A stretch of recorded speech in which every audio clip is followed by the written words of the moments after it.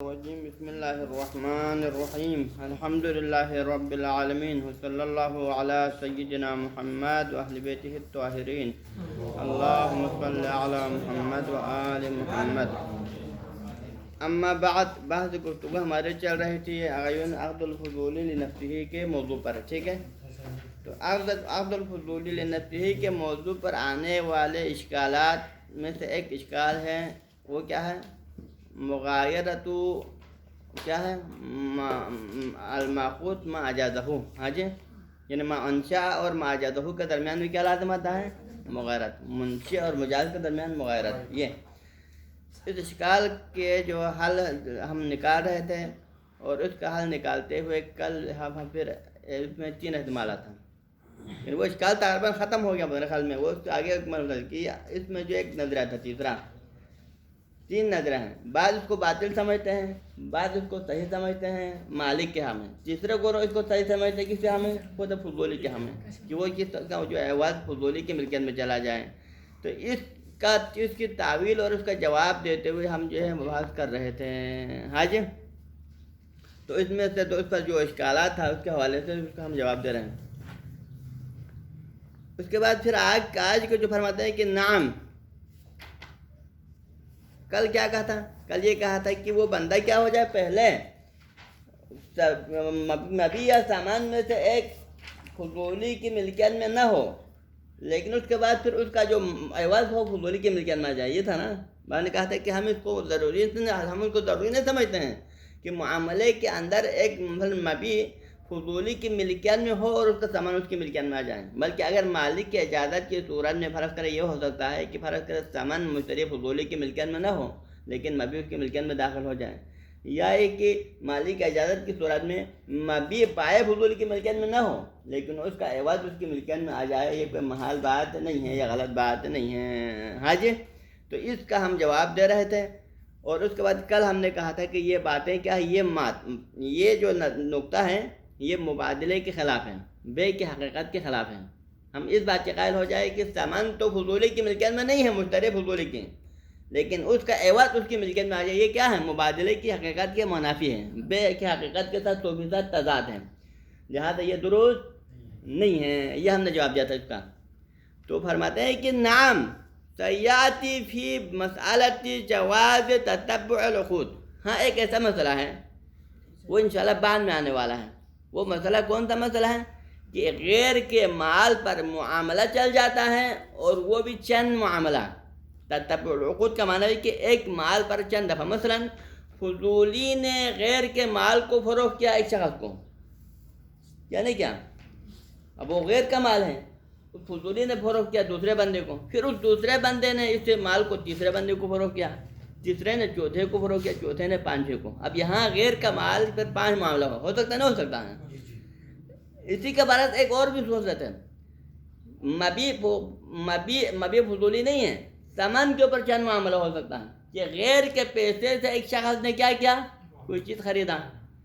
غیر کے پیسے سے ایک شخص نے کوئی چیز خرید لیا. اب خریدنے کے بعد پھر اس مال کو ایک بندے نے اس نے تیسرے کو فروخت کیا، پھر تیسرے نے چوتھے کو فروخت کیا، چوتھے نے پانچویں کو فروخت کیا. اور خود پیسے کے پر بھی یہ ہو سکتا ہے، اسی پیسے سے ایک بندے نے کوئی چیز خریدا تھا، پھر وہ پیسہ دوسرے کی ملکیت میں چلا گیا، پھر اس نے اس پیسے سے کوئی اور مال خریدا، پھر اس نے اس پیسے سے کوئی اور. تو لہٰذا یہاں اس کو کہتے ہیں تتبع العقود. ایک غصبی مال پر کیا ہوتا ہے؟ چند قسم کا معاملہ ہو جاتا ہے. اب یہ سارے معاملات پھر اب بعد میں جب چند معاملات ہونے کے بعد مالک اصلی کی اجازت آ جاتا ہے تو پھر سوال آتا ہے کہ اب یہ سارے جب معاملات کیا ہوں گے؟ صحیح ہوں گے، غلط ہوں گے؟ صحیح ہو تو کس کے ہاں میں صحیح ہوگا، غلط ہو تو کس کے ہاں میں غلط ہوگا؟ یہ مسئلہ ہے. تو اس مسئلے کے اندر جو کہ مسئلہ تتبع العقود کہا جاتا ہے کہ مسئلہ جواز تتبع العقود للمالک، یعنی چند عقود کا پے در پے ہونا غیر کے مال پر، یہ معاملہ جائز ہے کس کے حق میں؟ مالک کے حق میں. یعنی کہ جب مالک اجازت دیں گے تو پھر یہ سارے عقود کس کے حق میں واقع ہو جائے گا؟ مالک کے حق میں واقع ہو جائے گا. اس مسئلے کے اندر مالک کی خاطر تتبع العقود کرنا جائز ہونے کے اس موضوع پر کہا ہے سیاتی مع علم المشتری بالغصب، در حال کہ مشتری کو غصب کا پتہ ہو. مشتری کو غصب کا پتہ ہے، یعنی مشتری کو پتہ ہے، مشتری پیسہ دے کر کوئی چیز خرید رہا ہے، مشتری پیسہ دے کر کوئی مال خرید رہا ہے نا، لیکن مشتری کو پتہ ہے کہ میں جس شخص سے جو مال خرید رہا ہوں یہ فروخت کرنے والا مالک نہیں ہے، سمجھ آ رہا ہے؟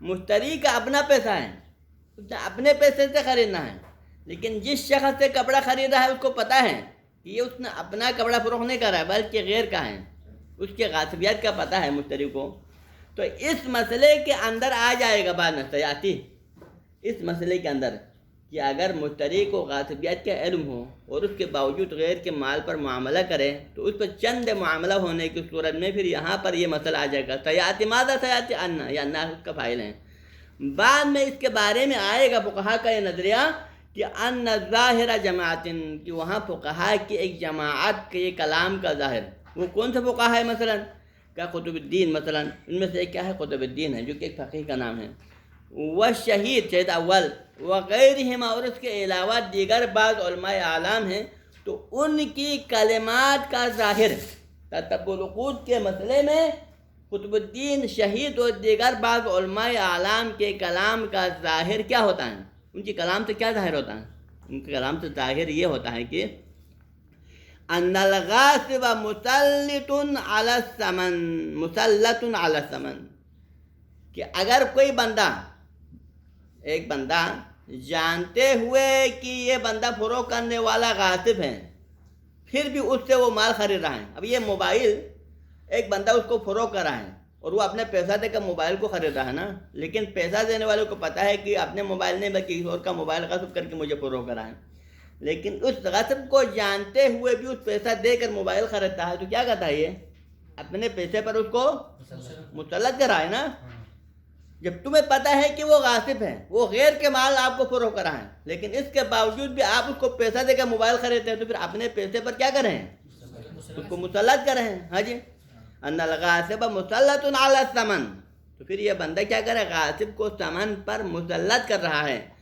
وَإِن لَمْ يَمْلِكُ، اگرچہ اس مسلط کے نتیجے میں پھر غاصب مالک تو نہیں بنے گا اس کے پیسے کا، ٹھیک ہے نا، غاصب اس پیسے کا مالک نہیں بنے گا کیونکہ وہ غاصب ہے، جب تک وہ غاصب ہے پیسے کا اصل حقدار کون ہونا چاہیے، موبائل کے مالک کو ملنا چاہیے کیونکہ موبائل اس کا فروخت ہو رہا ہے، لیکن یہ پیسے کا مالک اپنے پیسے پر غاصب کو مسلط کر رہا ہے تو اگرچہ وہ مالک نہیں ہے لیکن مسلط تو ہے نا، مسلط، ٹھیک، نتیجہ کیا ہوگا پھر مسلط ہونے کا، فَإِذَا اشْتَرَى بِهِ شَيْئًا، اب اس غاصب نے پہلے موبائل کو فروخت کر کے پیسہ اس سے لیا اور پیسے پر مسلط ہونے کے بعد اسی پیسے سے کیا کیا غاصب نے کوئی اور چیز خریدا، فرض کریں موبائل فروخت کیا تھا غاصب نے زید کو، اور زید نے اپنے پیسہ کس کو دیا، اس غاصب کو دے دیا، غاصب کو دے دیا حالانکہ اس کی غاصبیت کو جانتا تھا کہ وہ غاصب ہیں، لیکن پھر بھی پیسہ اس کو دے دیا مثلا 2 لاکھ دینار، اب یہ بندہ پیسہ کس کے ہاتھ میں آ گیا، پیسہ غاصب کے ہاتھ میں آ گیا نا، تو پھر غاصب اس پیسے پہ مسلط ہے، اگرچہ مالک تو نہیں ہے لیکن مسلط ہے، لیکن اس کے بعد پھر غاصب نے کیا کیا، اسی پیسے سے اپنے لیے کپڑا خریدا، موبائل کے مقابلے میں جو پیسہ لیا تھا اسی پیسے سے کیا خریدا، ایک کپڑا خریدا، تو پھر پیسے کا وہ مالک نہیں تھا، فقط مسلط تھا، لیکن جب پیسہ دے کر جب موبائل کپڑا خریدے گا تو پھر یہ غاصب کپڑے کا کیا بنے گا، مالک بن جائے گا، دیتے وقت پیسے کا مالک نہیں تھا لیکن اس پیسے کے مقابلے میں کوئی خرید کے پیسہ جو لاتا ہے وہ اس کا مالک بنے گا، ہاں جی، فَإِذَا اشْتَرَى بِهِ شَيْئًا، اب اگر پیسے سے جس پر وہ مسلط ہوا ہے اس پیسے سے اگر یہی غاصب کوئی چیز اپنے سے خریدا تو کیا خریدے تو کیا ہوتا ہے، مالک ہو، پھر وہ غاصب کیا بنتا ہے، اس مبیع کا مالک بنتا ہے، سامان کا مالک نہیں تھا لیکن اس کے مقابلے میں جو مبیع خریدا اس کا وہ مالک کپڑے کا مالک بن جائے گا، ہاں جی، تو اس کا مطلب کیا ہوا، اس کا مطلب یہ کہ ہم نے اوپر کیا کہا تھا، ہم نے کہا تھا یہ کہ فرض ممکن نہیں ہے کہ ایک بندہ خود مبیع کا مالک نہ ہو لیکن مالک نہ ہوتے ہوئے سامان اس کی ملکیت میں آ جائے، یہ محال ہے، کیوں محال ہے، کیونکہ مبادلے کے خلاف ہے، کہا تھا نہیں کہا تھا، لیکن یہاں پہ کیا ہو رہا ہے، اس فرض کے خلاف ہو رہا ہے، کیونکہ یہاں پر ممکن ہے کہ ایک بندہ پہلے مسلط تو ہے لیکن مالک نہیں ہے، لیکن مالک نہ ہوتے ہوئے پیسہ اس کی ملکیت وہاں خارج کر کے اس کے مقابلے کو کیا کر رہا ہے، وہ اس کو ملکیت میں آ رہا ہے، تو لہذا مالک نہیں ہے، ثمن کا مالک نہیں ہے، لیکن مبیع کا مالک بن رہا ہے. ثمن اس کی ملکیت سے نہیں نکل رہا ہے، لیکن مبیع اس کی ملکیت میں داخل ہو رہا ہے، نہیں ہو رہا ہے، ہو رہا ہے. ٹھیک ہے نا. تو لہذا وظاہر ھذا، تو اس قطب الدین وغیرہ کی اس عبارت کا جو ظاہر ہے، اس ظاہر کے نتیجے میں کیا ثابت ہوتا ہے؟ اس کا ظاہر یہ ہوتا ہے کہ امکان، کہ یہ بات ممکن ہے. ہم جس کو محال سمجھ رہے تھے نا، لیکن یہ ممکن ہے. کیا ممکن ہے؟ اللہ یملک الثمن، کہ یہ غاصب ثمن کا تو مالک نہ بنے، ثمن کا تو غاصب مالک نہ ہو، لیکن وَيَمْلِكُ الْمُثْمَنَ الْمُشْتَرَى، لیکن اس کے مقابلے میں جس مثمن کو خریدا گیا ہے، یہاں مشتری نے مشترا ہے، مفعول ہے. ہاں جی. لیکن اس کے مقابلے میں جس مثمن کو اس نے خریدا ہے، اس کا کیا بن جائے؟ جو پیسہ دیا ہے وہ تو غیر کا ہے، لیکن اس کو مسلط کیا گیا ہے اس کے اوپر، لیکن اس کے مقابلے میں جو مبیع خریدا ہے وہ اس کا مالک بن سکتا ہے. تو یہ فرض ممکن ہوا نہیں ہوا؟ قطب الدین والے کے عبارات سے ظاہر کیا لگتا ہے؟ یہ فرض ممکن ہے کہ ثمن کا مالک نہ بنے، لیکن مثمن کا مالک بن جائے. تو لہذا یہ اشکال یہاں پھر دوبارہ پلٹ کے آیا، یہاں اشکال دوبارہ پلٹ کے آ گیا. لیکن مصنف فرماتے ہیں کہ اس میں بھی ہم کیا کریں گے؟ تعویل کر کے اس کو بھی، کیونکہ یہاں پر تو مبادلے کے عنوان کے خلاف ہے، لیکن ہم اس کو تعویل ایسا کریں گے کہ اس کو بھی مبادلے کے عنوان کے اندر داخل کریں. اللہ کے آگے تعویل ہے، الا ان یحمل ذلک منہم، مگر یہ کہ ہم ان کے کلام کو، منہم کی ضمیر کہا جاتا ہے. قطب الدین شہید وغیرہم نے جو کہا تھا کہ غاصب ثمن پر مسلط ہے اور اس سے جو خریدے گا تو پھر مثمن کا مالک بنے گا، یہ جو عبارت ہے نا، ان کے اس عبارت کو حمل کریں گے، ان کے اس عبارت کے ظاہر کو ہم کیا کریں گے؟ تعویل کریں گے. تعویل کر کے اس کو حمل کریں گے. کس بات پہ حمل کریں گے؟ اس مطلب پہ حمل کریں گے کہ التزام تملک البائع الغاصب للثمن مطلقا. اگرچہ ظاہراً تو انہوں نے کیا لفظ استعمال کیا؟ تسلیط کا، اور تسلیط کے لفظ سے ظاہر کیا لگتا ہے؟ وہ مالک نہیں، فقط تسلط ہے. لیکن ہم کہیں گے کہ نہیں، تسلیط سے مراد فقط تسلیط کی حد تک نہیں ہے، بلکہ غاصب کیا بنتا ہے؟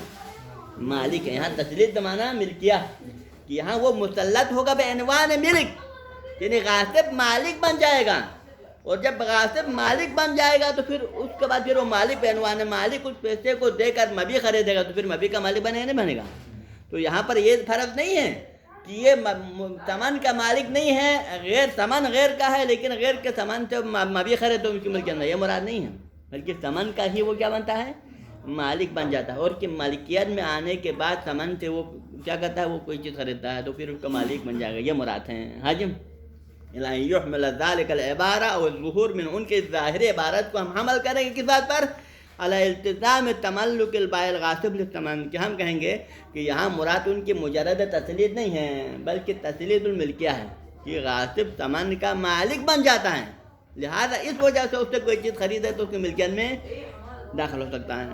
اب یہاں اس میں دو صورتیں ہیں. پہلا استعمال یہ ہے کہ مطلقاً، یعنی غاصب ثمن کا مطلقاً مالک بنتا ہے. غاصب ثمن کا مطلقاً مالک بننے سے مراد یعنی کہ اگر یہ بندہ یعنی مشتری غاصب کی غاصبیت کو جانتے ہوئے اپنا پیسہ غاصب کے حوالہ کرتا ہے تو پھر یہ غاصب اس ثمن کا کیا بن جاتا ہے؟ مالک بن جاتا ہے. مطلقاً سے مراد چاہے وہ غاصب اس سے کوئی اور چیز خریدے نہ خریدے، کیونکہ ہمارے فرض کیا تھا یہاں پر؟ فرض اس غاصب نے پیسے سے کوئی اور چیز خریدا نا، کپڑا، لیکن ہم کہیں گے کہ نہیں، کپڑا خریدے نہ خریدیں، یوں ہی مشتری نے اپنے پیسے کو غاصب کی غاصبیت کا علم ہوتے ہوئے غاصب کے ہاتھ میں دیتا ہے تو پھر فوراً اسی کے دیتے ہی وہ کیا بن جاتا ہے؟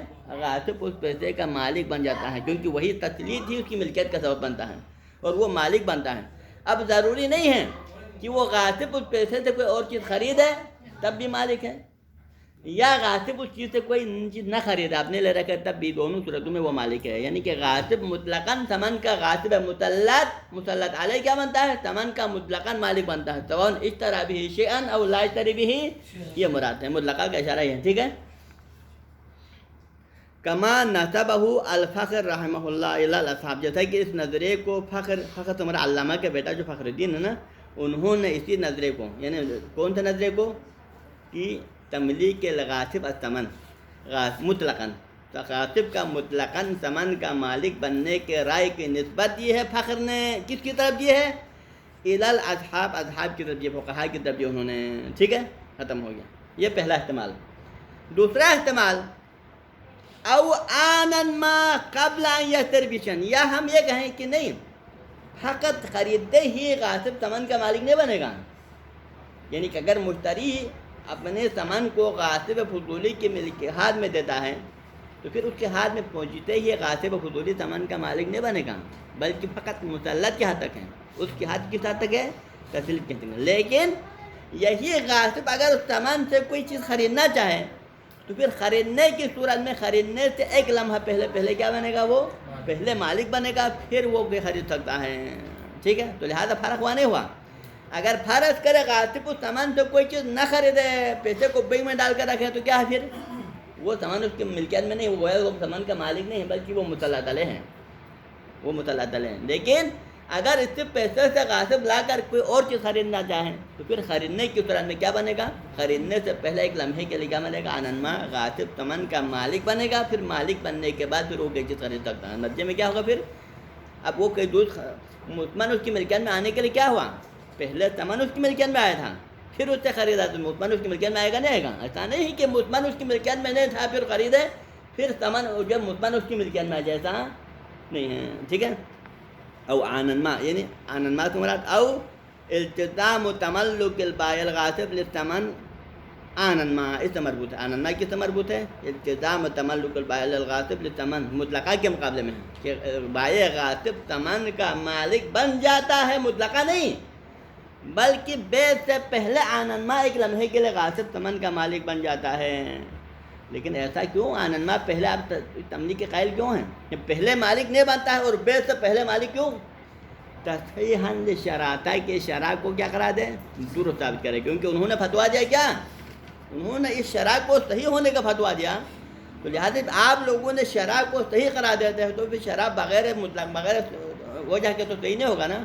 لہٰذا آپ شرع کو صحیح قرار دینے کے لیے پہلے آپ کو یہ بھی ماننا پڑے گا کہ غاصب کا اس سامان سے کوئی چیز خریدنے سے پہلے غاصب کیا بن جائے؟ مالک بن جائے. پھر اس کی ملکیت سے سامان آگے منتقل ہو جائے گا، نتیجے میں مطمئن اس کی ملکیت میں آ جائے، تب جا کے معاوضے کے عنوان یہاں سے دکھائے گا اور پھر آپ اس کو صحیح قرار دے سکتے ہیں. لیکن جب تک غاصب کو سامان کا مالک قرار نہ دے دے تو پھر غاصب غیر مالک ہو پہلے، پھر مطمئن اس کی ملکیت میں آ جائے. یہ بات معاوضے حقیقی کے منافی ہے، یہ معقول نہیں ہے. سمجھ آ رہے ہیں نا؟ ٹھیک ہے.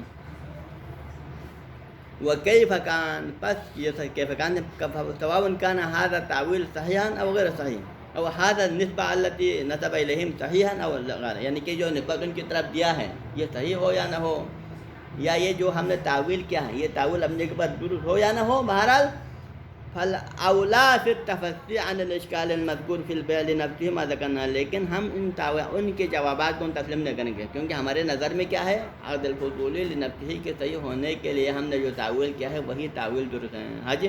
فالاولا فی التفصیل عن الاشکال المذکور، اشکال مذکور کا جو جواب ہے تفصیل ہے، اس اشکال کا رائے حل کیا ہے؟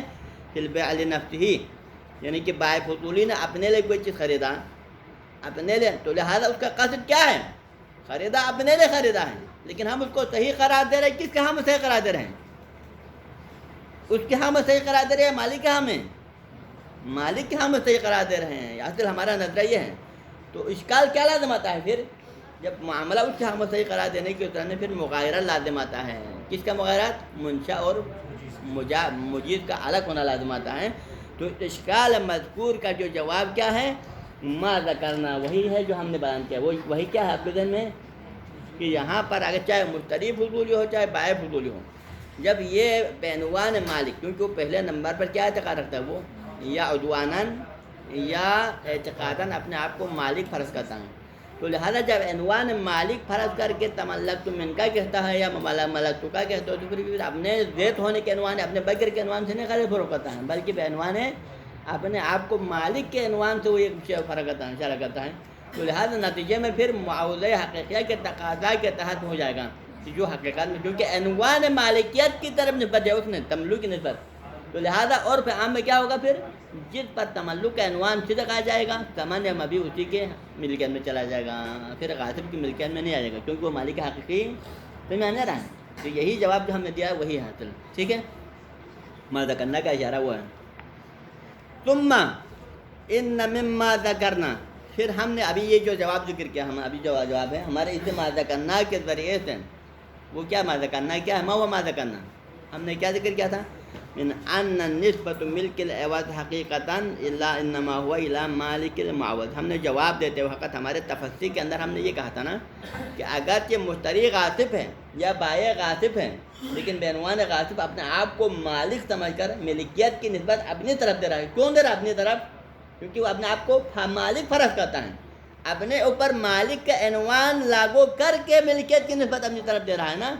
تو نتیجے میں پھر یہاں پر عوض اور معوض کی نسبت کہاں جا رہا ہے؟ عنوان مالکیت کی طرف جا رہا ہے. تو لہذا عنوان مالکیت کا جو مصداق حقیقی ہے وہ خود بخود کیا ہو جائے گا، وہاں تک پہنچ جائے گا. کیونکہ اب یہاں پر مالکیت کے عنوان کے تحت دو مصداق بن گئے. ایک وہ مصداق جو اپنے آپ کو فرضی طور پر سمجھ رہا ہے حقیقت عدواناً یا اعتقاداً، ایک وہ مالک فرد ہے جو کہ حقیقت میں مالک ہے. تو لہذا اس نے نسبت ملکیت کی نسبت عنوان کی طرف دیا، اور تو لہذا جو حکم عنوان پر آئے گا خود بہت کہاں پر جائے گا، حکم علی العنوان یفسر علی المعون کے قانون کے تحت کیا جائے گا. کیونکہ اس نے مالکیت کی نسبت عنوان ملک کی طرف دیا، تو لہذا حکم خود بہت عنوان ملک کا جو مصداق حقیقی ہے کہاں چلا جائے گا، وہاں تک چلا جائے گا. یہ ہے ہمارا جو ہاں جی ان نسبت ملک العوض حقیقتاً، یعنی کہ یہاں پر اگرچہ اس نے ملکیت کی نسبت اپنے مالکیت کی طرف دیا ہے، لیکن حقیقت میں یہ نسبت کہاں جاتا ہے، انما هو الى مالک المعوض. تو لہذا حقیقت میں جو معوض کا مالک ہے اس کی طرف جاتا ہے. جو ظاہری مالک اس طرف نہیں جائے گا جو اپنے آپ کو مالکیت کا دعویٰ کرا ہے، بلکہ حقیقت میں جو مالک ہے اسی کی طرف چلا جاتا ہے، اور خود بخود معوض اس کی ملکیت میں داخل ہو جاتا ہے. لیکن ایسا کیوں، کس بنا پر؟ لیکن نہ بحسب بناء الطرفین، لیکن چونکہ طرفین نے مشتری فضولی اور دوسرا مالک، دوسرا اس کے مقابل والا بندہ ہے جو اسے خرید رہا ہے یا اسے فروخت کر رہا ہے، تو ان طرفین نے بنا رکھا، کس بات پر بنا رکھا، علی مالکیت الغاصب للعوض، غاصب کو عوض کا مالک ہونے پہ بنا رکھا نا. کیونکہ جب ایک طرف فضولی اپنے آپ کو مالک سمجھ کے فروخت کر رہا ہے اور اس کے مقابلے میں دوسرے طرف کو قبول کر رہا ہے، تو کیوں قبول کر رہا ہے؟ اس کو مالک سمجھ کر. دو طرف یہاں پر، ایک طرف فضولی غاصب ہے، دوسری طرف ابھی فرض کر بے فضولی کے اندر، بے فضولی طرف ایک طرف بائع فضولی غاصب، دوسری طرف مشتری اصیل. اب ان دونوں کے بنا کس بات پر ہے؟ بائع فضولی غاصب نے بھی بنا رکھا ہے کہ میں مالک ہوں، اس مال کو میں آپ کو فروخت کر رہا ہوں، اس کی مالکیت بھی بنا رکھا. اس کا قبول کرنے والا مشتری اصیل نے بھی قبیلتو کہتے وقت کیا بنا رکھا کہ ہاں تم مالک کو، لہٰذا میں تمہارے سے معاملے کو قبول کروں گا. اس پر بنا رکھا نہیں رکھا. شرائع فضولی کے اندر بھی، شرائع فضولی کے اندر ایک غیر کے پیسے سے بندہ کوئی چیز خرید رہا ہے، یہاں بائع اصیل ہے لیکن مشتری فضولی ہے. لیکن طرفین کی بنا کس بات پر ہے؟ یہ مشتری فضولی بھی اپنے آپ کو پیسے کا مالک سمجھ رہا ہے، چاہے حقیقتاً عدواناً ہو چاہے اعتقاداً ہو، لیکن اپنے آپ کو کیا فرض کر رہا ہے؟ پیسے کے مالک فرض کر کے خرید رہا ہے. اور اس طرف جو ہے بائع اصیل بھی اپنے مال کو اس کی ملکیت میں دے رہا ہے. کس عنوان سے؟ مشتری فضولی کو مالک. لہٰذا دونوں کی بنا اس کی مالکیت پر ہے. دونوں کے بیچ میں دونوں کا بنا کس بات پر ہے؟ غاصب کی مالکیت کے اوپر بنا ہے. تو چونکہ دونوں نے مل کر غاصب کی مالکیت پر بنا رکھا، اس کو مالک سمجھ کر جب یہ معاملہ کیا، ہاں جی بحسب بناء طرف، اور عام کی نظر میں یہ، اور عام کی نظر میں دونوں کی بنا کس پر ہے؟ علی مالکیت الغاصب للعوض. یہ غاصب کو عوض کا مالک سمجھ رہا ہے اور اس غاصب کے اوپر مالک کے عنوان سے لگا رہا ہے. تو اس وجہ سے کیا ہوتا ہے؟ منصوب الیہ، لہٰذا اس بنا پر ملک کی نسبت ظاہراً کس کی طرف جا رہا ہے؟ اور عام میں ملک کی ظاہری نسبت اس کی طرف جا رہا ہے کیونکہ اس پر مالک کے عنوان ہے. لیکن شریعت میں کیا ہوگا پھر؟ جو حقیقتاً میں اس کا مصداق ہے خود بخود وہاں چلا جائے گا نسبت. تو یہ جواب جو ہم نے دیا تھا، اسی جواب کے ذریعے سے ان مما ذکرنا یظہر، مما مبتدا ہے، ان کا خبر یظہر ادھر آ رہا ہے. ان مما ذکرنا یہ مبتدا، ان کا اسم ہے، یظہر اس کا خبر آ رہا ہے کہ جو ہم نے اوپر جواب اور تعویل کے طور پر اس مشکل کا جواب دینے کے لیے، اس اشکال کا جواب دینے کے لیے ہم نے یہ جو تعویل کیا کہ مالکیت کے عنوان تو انہوں نے دیا ہے، تو لہٰذا جو حقیقت میں مالک ہوگا اس کی ملکیت میں جائے گا. تو اس جواب کے ذریعے سے ظاہر ہو جاتا ہے. کیا ظاہر ہوتا ہے؟ اندفاع اشکال آخر، ایک اور اشکال جو کہ وارد ہو رہا ہے نا، تو لہٰذا اس کے لیے الگ جواب دینے کی ضرورت نہیں، بلکہ ہمارا یہی جواب اس دوسرے اشکال کو دور کرنے کے لیے بھی کافی ہے، اور اس کا بھی دفاع بھی ہو جاتا ہے۔ کہاں پر وہ اشکال کہاں پر آتا ہے؟ فی صحت البیع لنفسہ، وہی صحت البیع لنفسہ، ہمارا مسئلہ کس میں ہے؟ بیع الفضول لنفسہ میں ہے نا، تو صرف بیع الفضول لنفسہ میں ایک دفعہ اشکال آتا ہے، مطلقاً اشکال آتا ہے، وہ غاصب کے ساتھ مختص نہیں ہے، تو اس کا یہی جواب ہے۔ ابھی دوسرا اشکال آئے گا کس صورت میں؟ وہ بیع الفضول لنفسہ پر آئے گا، لیکن اس کے ایک شق پر آئے گا، کون سے شق پر؟ کہ جہاں پر فضولی غاصب ہو، تو لہذا مطلقاً آنے والے اشکال کو ہم نے جو جواب دیا تھا، وہی اشکال کے ذریعے سے دوسرے اشکال کو بھی ہم کا وارد دور کر سکتے ہیں، کہ جو اشکال کب وارد ہوتا ہے؟ بیع الفضول لنفسہ غاصب والے صورت میں، کہ جہاں پر مشتری غاصب ہو، اس صورت میں آنے والے اشکال بھی اسی کے ذریعے سے دور ہو جاتا ہے۔ ہاں جی، یعنی اشکال آخر فی صحت البیع لنفسہ مختصۃ بصورت علم المشتری، کہ جہاں پر مشتری کو اس کے غاصبیت کا علم ہو، یعنی یہاں پر میرا تھوڑا یعنی کہ اس کو مشتری کی غاصبیت کا علم، ایک دفعہ کیا تھا؟ مطلق تھا، مطلق کس حوالے سے؟ طرف اصل کو مشتری کی غاصبیت کا علم ہونا نہ ہونا دونوں صورتوں میں اشکال آیا تھا نا۔ جو پہلے والا اشکال کس آیا تھا؟ کیا اس کو مشتری کی غاصبیت کا علم ہو یا نہ ہو؟ یہ ان منشا کا مجاز کے ساتھ مغایرت ہونے والا اشکال کیا تھا؟ کہ مطلق تھا، اس میں علم میں مشتری کی غاصبیت کا علم ہونا نہ ہونا عام تھا، لیکن ابھی کس کو کون سی صورت ہے یہ اشکال؟ یہ اشکال اس صورت کے ساتھ مختص ہے کہ جہاں پر مشتری کو غاصب کی فضولیت کا علم ہو، اس علم ہونے والے صورت میں اشکال آتا ہے۔ وہ اشکال کیا ہے؟ وہ اشکال یہ ہے کہ ان المشتری الاصیل، کہ یہ مشتری اصیل کون ہے؟ جو اپنے ذاتی پیسے سے خریدا ہے۔ تو فرض یہ ہے کہ یہاں بائع فضولی ہے اور مشتری اصیل ہے۔ بائع فضولی ہے، مشتری یعنی مشتری اپنے پیسے سے خریدا ہے، لیکن بائع غیر کے مال کو فروخت کر رہا ہے نا، کہ اذا کان عالما، اگر یہ مشتری اصیل جو اپنے ذاتی پیسے سے غیر کے مال کو خرید رہا ہے، اور وہ عالم ہے، کس بات سے عالم ہے؟ بکون البائع لنفسہ غاصبا، کہ یہاں پر بائع فضولی جو اپنے لیے خرید رہا ہے، اس کپڑے کو یا اس موبائل کو اپنے لیے خرید رہا ہے، یہ بندہ غاصب ہے، اپنا مال فروخت نہیں کر رہا ہے بلکہ غیر کا مال فروخت کر رہا ہے، تو اس صورت میں وہاں پر اشکال آتا ہے۔ فقط حکم الاصحاب، اب اس مسئلے میں فقہا نے حکم لگایا ہے۔ فقہا نے کیا حکم لگایا یہاں پر؟ علی ما حکی عنہم، جیسا کہ فقہا سے اس کی حکایت کی گئی ہے، فقہا کی طرف فقہا سے حکایت کی گئی ہے، لیکن حکایت کرنے والا کون ہے؟ حکایت کرنے والا ہے علامہ ہے، حاکی علامہ ہے، اور علامہ نے باقی علماء سے حکایت کی ہے۔ اور علامہ نے کہاں کہاں پر حکایت کی ہے؟ اپنی کتاب مختلف تذکرہ اور منتہی جنون کے اندر، کتاب مختلف تذکرہ اور منتہی جنون کے اندر علامہ ہلی نے حکایت کی ہے کن سے؟ باقی علماء سے حکایت کی ہے۔ کیا حکایت کی وہاں پر علامہ نے؟ کہ بِأَنَّ الْمَالِكَ لَوْ رَدَّ، کیونکہ اب فرض کریں فضولی نے غیر کے مال کو فروخت کیا، فضولی نے کس کے مال کو فروخت کیا؟ غیر کے مال کو فروخت کیا، غاصب ہے، فضولی غاصب بھی ہے، اور اس کی فضولی غاصب نے غیر کے مال کو فروخت بھی کیا ہے، اور خریدنے والے کو، مشتری کو، اس فضولی کے غاصب ہونے کا علم بھی ہے۔ اب یہاں پر معاملہ ہوا، معاملہ ہونے کے بعد میں مالک اصلی کو پتہ چلا، موبائل کے مالک کو پتہ چلا کہ یہ بندہ اس نے میرے موبائل کو فروخت کیا ہے، تو پھر وہاں تو صورتوں سے خالی نہیں ہے نا، کہ مالک یا تو معاملے کی اجازت دے گا۔ اب تک ہمارے سارے مسئلہ کس میں؟ مالک کی اجازت والے صورت میں، کہ مالک کی اجازت دینے کے صورت میں پھر یہ معاملہ کیا ہوگا؟ کیا یہ معاملہ مالک کے حق میں صحیح ہوگا نہیں ہوگا؟ آیا غاصب کے حق میں صحیح ہوگا؟ کیا یہ مسئلہ تھا نا۔ لیکن یہی سوال دوسری رخ میں آتا ہے کہ اسی مسئلے میں اگر مالک اجازت نہ دیتے معاملے کو کیا کریں؟ رد کریں، رد کریں۔ مالک کو پتہ چلنے کے بعد وہ معاملے کو کیا کرتا ہے؟ رد کرتا ہے کہ میں معاملے کو ماننے کے لیے تیار نہیں ہوں، تو کیا ہوگا پھر یہاں پر سوال آتا ہے۔ لہٰذا اس مسئلے میں جہاں مالک رد کرے تو پھر علامہ ہلی نے فقہا کی طرف نسبت دے کے حکایت کی ہے، کیا دی کہ بِأَنَّ الْمَالِكَ لَوْ رَدَّ، کہ اگر مالک معاملے کو رد کرے، قبول نہ کرے، تو پھر کیا کریں گے؟ پھر فَلَيْسَ لِلْمُشْتَرِي الرُّجُوعُ عَلَى الْبَائِعِ بِالثَّمَنِ، تو پھر مشتری کو، جبکہ مشتری کو پتہ تھا نا یہ مجھے فروخت کرنے والا اپنا نے فروخت کرا ہے، بلکہ غاصب ہے، غصب کر کے مجھے موبائل فروخت کرا ہے، لیکن غاصبیت کا پتہ ہوتے ہوئے بھی اپنے پیسوں کو کیا غاصب کو تھما دیا، اس کو اس کے اوپر مسلط کیا، لیکن بعد میں موبائل کے اصل مالک نے معاملے کو کیا؟ معاملے کو رد کیا۔ جب معاملے کو رد کیا تو پھر کون پھنسے گا؟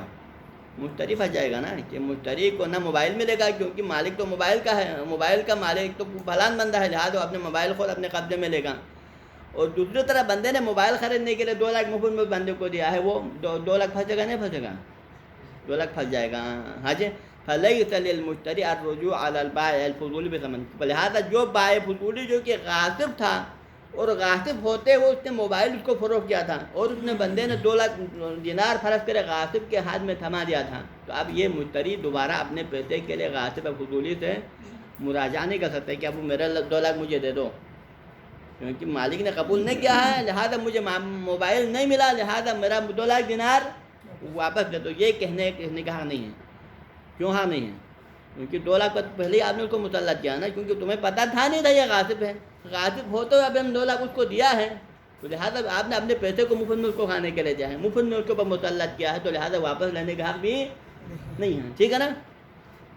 جب مالک موبائل کا مالک کوئی دوسرا ہے، یہ بندہ نہیں ہے، پھر بھی اس کو پیسے دینے کا مطلب ہے کہ پیسہ مفت میں دینا اس کو، بغیر کسی عوض کے، بغیر کسی عوض کے اپنے مال اس کو کھانے کے لیے دیا ہے، تو واپس آپ کو نہیں ملے گا۔ حج تو لہٰذا فَلَيْسَ لِلْمُشْتَرِي الرُّجُوعُ عَلَى الْبَائِعِ بِالثَّمَنِ، تو لہٰذا مشتری کو ثمن کے لیے دوبارہ بائع فضول غاصب سے رجوع کرنے کا حق نہیں ہے۔ تو اس کا مطلب اس سے کیا نتیجہ حاصل ہوا؟ رد کی صورت میں پھر اس کو رجوع کرنے کا حق نہیں ہے، تو پھر رد کی صورت میں رجوع کرنے کا حق نہیں ہے، تو اس سے خود بہت آپ کو ثابت ہو جائے گا کہ اس طرح میں پھر اگر معاملہ رد نہ کرنے کی صورت میں پھر یہ معاملہ جو ہے معاملہ صحیح نہیں ہوگا، معاملہ صحیح شمار نہیں ہوگا۔ وَهَذَا كَاشِفٌ، اس کا یہی رد والی صورت میں رجوع کا حق نہ ہونا، یہ کاشف ہے کس بات کے لیے؟ کہ ان عدم تحقق المعاوضۃ الحقیقیہ، کہ ان دونوں کے بیچ میں فضول غاصب اور مشتری کے بیچ میں جو معاملہ ہوا تھا یہ عرف عام میں معاوضہ حقیقی نہیں ہوا تھا، ان کے درمیان معاوضہ حقیقتاً نہیں ہوا تھا، بلکہ مفت میں اس کو پیسہ کھانے کے لیے دیا تھا۔ حج وَإِلَّا اگر ان کا یہ بیع و فروخت کا جو معاملہ اگر معاملہ حقیقی ہو، بیع صحیح ہوتا تو کیا ہونا چاہتا؟ بیع صحیح ہو، تقاضا کیا ہونا چاہتا؟ لَكَانَ رَدُّهَا مُوجِبًا لِرُجُوعِ كُلِّ عِوَضٍ إِلَىٰ مَالِكِهِ، کیونکہ معاوضہ حقیقی کا نتیجہ کیا ہوتا ہے؟ جو بھی معاوضہ صحیح و حقیقی ہو، اگر معاملہ رد ہو تو ہر مال کا مال اپنے مالک کو واپس مل جاتا ہے، جو کہ عبدت میں رہنا چاہیں۔ کوئی بھی معاملہ عرفاً صحیح اور شرعاً صحیح معاملہ ہو تو اس کے رد ہونے کا نتیجہ کیا ہوتا ہے؟ ہر مال اپنے مالک کو ملتا ہے، لیکن جس معاملے میں مال اپنے مالک کو واپس نہ ملے اس کا مطلب یہ ہے کہ معاوضہ صحیح نہیں ہوا۔ حج وَإِلَّا لَوْ كَانَ هَذَا مُعَاوضَةً صَحِيحَةً لَكَانَ رَدُّهَا مُوجِبًا لِرُجُوعِ كُلِّ عِوَضٍ إِلَىٰ مَالِكِهِ، تو جب پھر یہ معاوضہ صحیح موجب بننا تھا کہ اس کا رد ہونے کی صورت میں ہر مال اپنے مالک اصلی کو واپس ملنا چاہیے، اور یہاں پر بھی وہ 2 لاکھ دینار کس کو ملنا چاہیے؟ واپس مشتری کو ملنا چاہیے، نہیں ملنا چاہیے۔ اگر معاوضہ حقیقی ہو تو پھر اس کا 2 لاکھ دینار اس کو واپس ملنا چاہیے، لیکن 2 لاکھ دینار اس کو واپس مل رہا ہے نہیں مل رہا ہے؟ نہیں مل رہا ہے، تو مطلب یہ کہ معاوضہ صحیح نہیں ہے۔ وحینئذ، اب اس صورت میں جب معاوضہ صحیح نہیں ہوا، ہم نے اس کے رد والے صورت کے ذریعے سے کیا ثابت کیا؟ رد والے صورت کے ذریعے سے یہ ثابت کیا کہ معاوضہ صحیح نہیں ہے۔ تو جب معاوضہ صحیح ثابت نہیں ہوا تو پھر خود بہت اجازت والی صورت کا حکم خود بہت کیا ہو جائے گا اس نتیجے میں؟ رد والے کے حکم کے ذریعے سے اجازت والا حکم خود بہت سامنے آ جائے گا۔ تو نتیجہ کیا میں نے کہا اس طرح وحینئذ کا اشارہ کیا ہے؟ فَإِنَّ لَوْ كَانَتِ الْمُعَامَلَةُ غَيْرَ صَحِيحَةٍ، جب یہ معاملہ معاوضہ صحیح نہ ہو تو نتیجہ کیا بنے گا؟ فَإِذَا أَجَازَ الْمَالِكُ، اگر مالک فرض کرے اس معاملے کی اجازت دے دے، مالک اگر اس معاملے کی کیا کرے؟ اجازت دے دے، تو کیا ہوگا پھر؟ اجازت دینے کی صورت میں لم یملک المثمن، پھر لم یملک الثمن، پھر مالک ثمن کا مالک نہیں بنے گا۔ نقصان کس کو ہوگا یہاں؟ اجازت نہ دینے کی صورت میں، معاملہ رد کرنے کی صورت میں نقصان ثمن کے مالک کو نقصان ہوگا جو کہ مالک اصلی ہے، لیکن اگر مالک اصلی اجازت دینے کی صورت میں نقصان کس کو ہوگا؟ خود اسی کا ہوگا، کیونکہ آپ نے اجازت دیا تو مطلب یہ ہے کہ آپ کے جو موبائل کا پیسہ تو مشتری جو غاصب کے ہاتھ میں گیا پہلے ہی آپ کے اجازت دینے سے پہلے، اور مشتری نے پیسے پر غاصب کو مسلط کیا۔ اب پیسے پر غاصب کو مسلط کرنے کے بعد پھر آپ اس معاملے کی اجازت دیں تو کیا ہو جائے گا؟ پھر خود بخود وہ پیسہ کیا ہو جائے گا؟ پھر آپ کو نہیں ملے گا، موبائل خود بخود مشتری کے ہاتھ میں چلا جائے گا، اور پیسہ کس کے ہاتھ میں چلائے گا؟ غاصب کے ہاتھ میں۔ آپ اسے بلا ثمن نہ عوض کچھ بھی نہیں ملے گا۔ ہاں جی، لم یملک ثمن، تو پھر لہٰذا وہ مالک اصلی جو کہ مبی کا مالک اصلی اجازت دینے کے اترنے پھر وہ ثمن کا مالک نہیں بنے گا، ثمن اس کی ملکیت میں نہیں چلا جائے گا. کیوں ثمن اس کی ملکیت میں نہیں جائے گا؟ لسب کے اختصاص الغاصب ہے، کیونکہ اس کی اجازت سے پہلے ثمن پر کس کا حق جم گیا ہے؟ غاصب کا حق اختصاص جم گیا ہے، لہٰذا وہ غاصب آپ کو پیسہ تھوڑا دے گا. ہاں جی، فیکون البیع بلا ثمن، تو یہ معاوضہ کیا بنے گا؟ پھر یہ معاوضہ بے بلا ثمن بن جائے گا. بے بلا ثمن صحیح ہے یا باطل ہے؟ بے بلا ثمن باطل ہے نا، کیونکہ بے میں کیا ہونا چاہیے؟ مبیع و ثمن ہونا چاہیے. لہٰذا بے میں مبیع تو ہو، یعنی اس کی ملکیت سے مبیع تو نکال کر کسی ملکیت میں چلا جائے، مشتری کی ملکیت میں گیا ہے، لیکن مقابل میں ثمن اس کی ملکیت میں آیا، تو لہٰذا یہ بھی کو کہتے ہیں بیع بلا ثمن. اور بیع بلا ثمن یقینی طور پہ کیا ہوتا ہے؟ وہ صحیح نہیں ہوتا. یہاں رکھ لیں. صلی اللہ علیہ وسلم. کیوں؟